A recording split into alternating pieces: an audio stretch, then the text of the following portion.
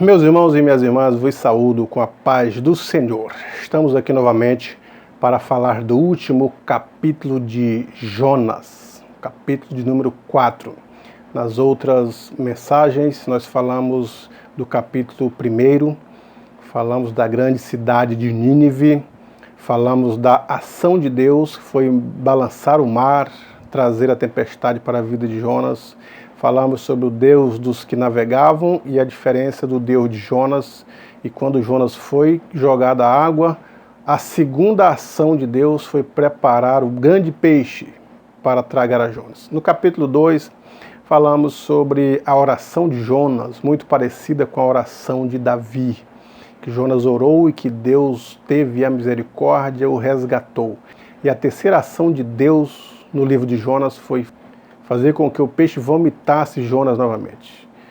E no capítulo 3, a terceira mensagem, falamos da pregação de Jonas, como que Jonas pregou a mensagem para a grande Nínive, como que a mensagem tocou o coração dos ninivitas, como que o rei se comoveu, se compadeceu, como que eles se arrependeram dos seus pecados e como que a ação de Deus, a quarta ação de Deus, que foi perdoar os pecados daquelas pessoas, porque só Deus pode perdoar pecados, só Deus pode ouvir as orações e entrar com a providência, não existe outro Deus pelo qual devamos ser salvos e nem outro Deus que possa atender as orações, atender os pedidos e as necessidades daqueles que o buscam. Então a quarta ação de Deus foi no capítulo 3.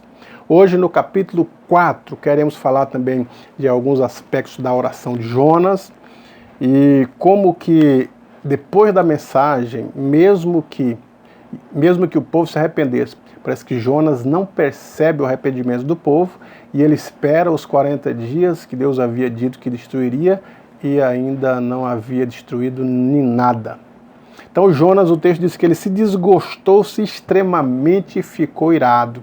Patriotismo aqui, né? Porque ele queria que o povo fosse destruído pelo mal que fizeram o seu povo, inclusive ao seu pai Amitai, como explicamos no capítulo 1.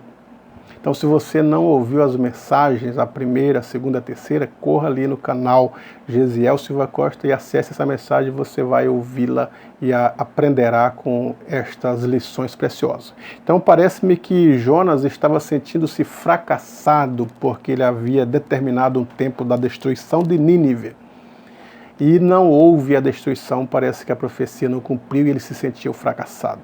Mas vejam, às vezes o nosso aparente fracasso é o sucesso de Deus.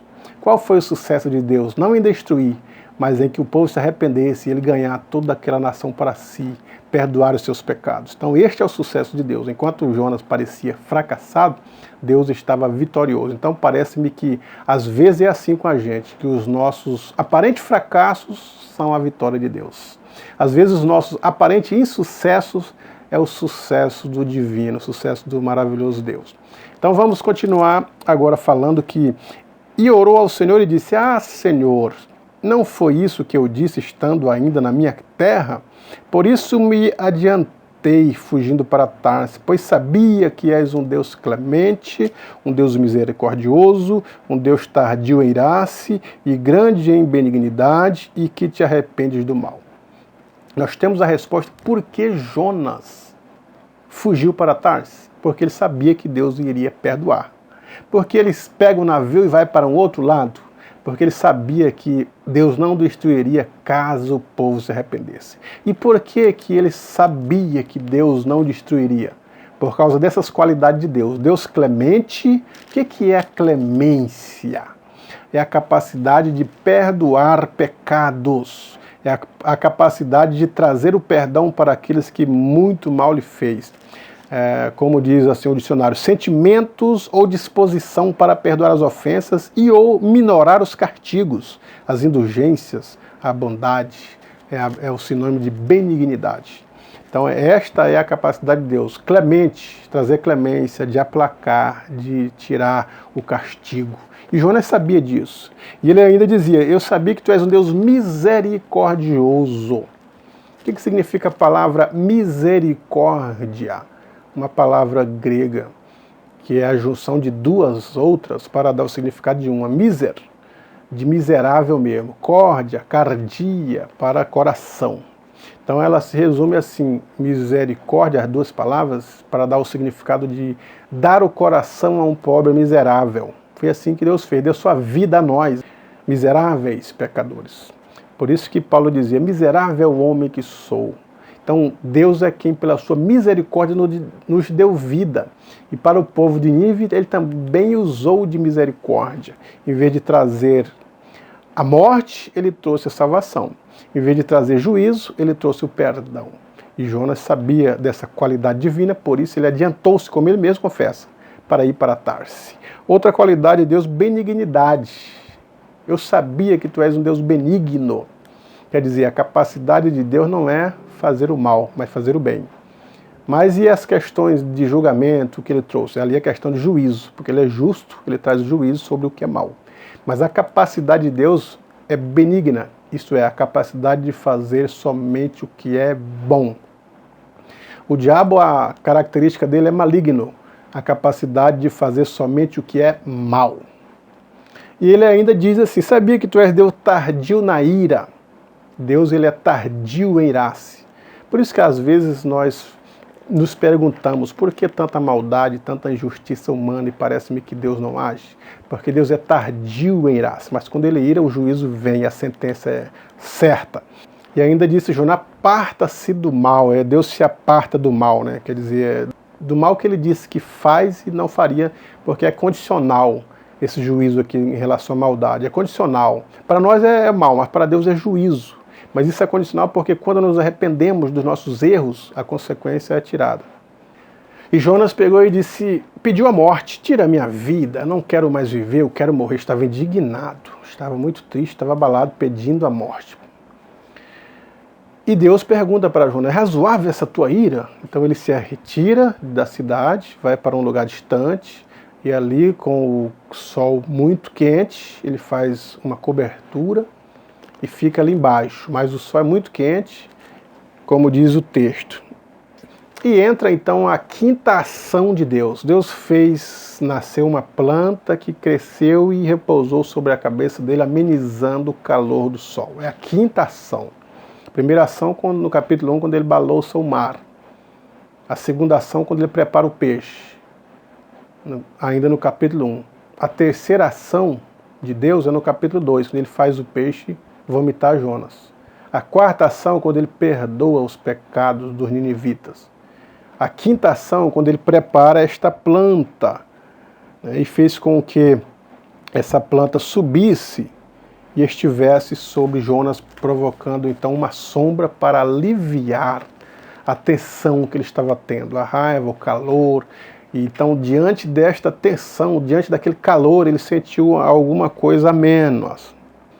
E o texto diz que Jonas se alegrou em extremo com aquela planta, aquela sombra, ele sentiu alívio e ficou muito alegre com a planta que cresceu e aliviou do calor do sol.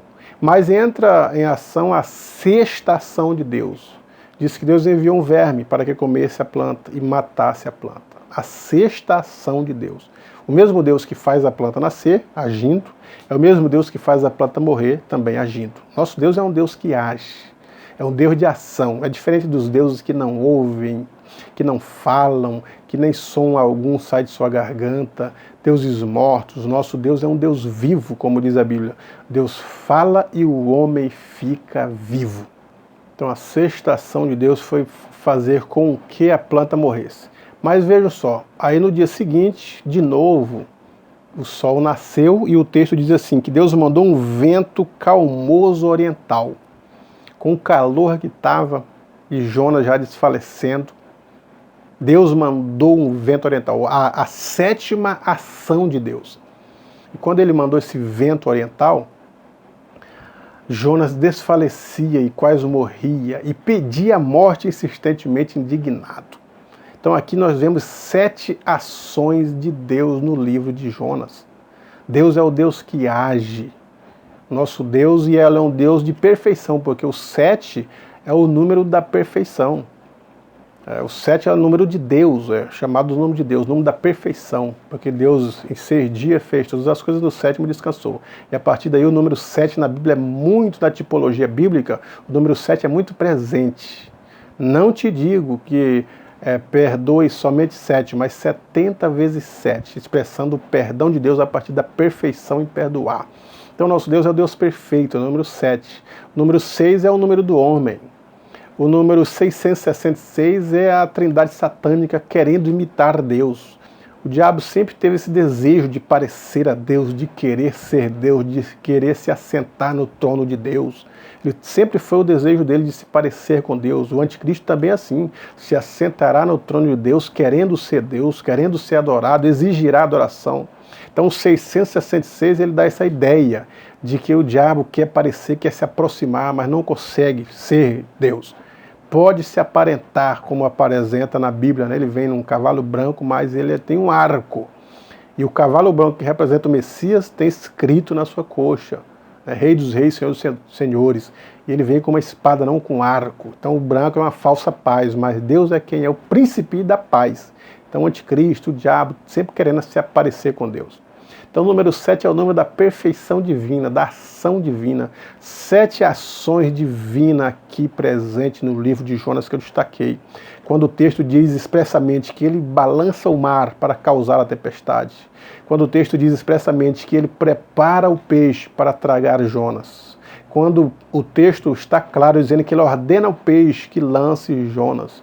Quando o texto fala no capítulo 3 que ele perdoou as pessoas, e é uma ação de Deus, porque perdoa pecado só Deus.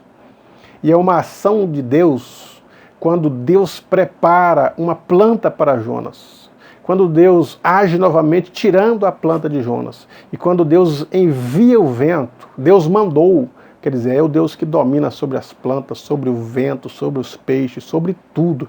Ele é o Deus soberano.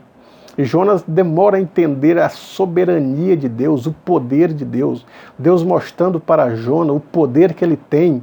E mesmo com esse poder, a capacidade de amar e de perdoar, mesmo Jonas sabendo que Deus ele é um Deus clemente, que perdoa, Jonas não tem a capacidade de perdoar. Mesmo Jonas percebendo que Deus é um Deus misericordioso, ele tem dificuldade para exercer misericórdias para com os ninivitas. Por que Deus não mandou um outro profeta para Nínive? Porque era para Jonas que Deus queria dar lições.